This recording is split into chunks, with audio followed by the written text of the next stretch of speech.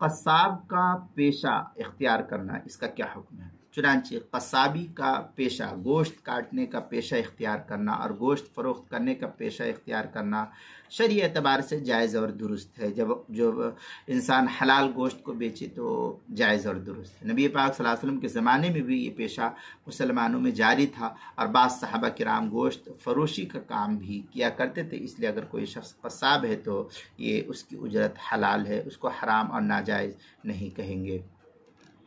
چنانچہ بخاری کے اندر روایت اس طریقے سے نقل کیا، عن ابن مسعود الانصاری قال کان رجل یقال له ابو شعیب وکان له غلام لحام۔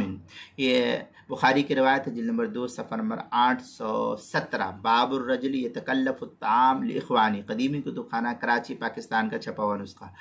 آگے عبارت ہے فتح الباری کے اندر، وفی الحدیث من الفوائد جواز الاکتساب بصنعۃ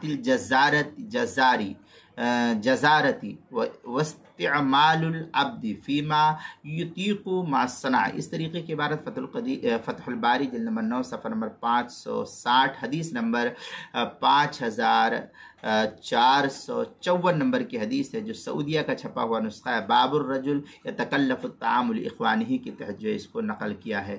اور قربانی کے مسائل کا انسائکلوپیڈیا، اس کے حروف تہجی قاف 2 نقطے والی عنوان ہے، قصابی کا پیشہ، صفحہ نمبر 131 پر اس کو نقل کیا گیا ہے۔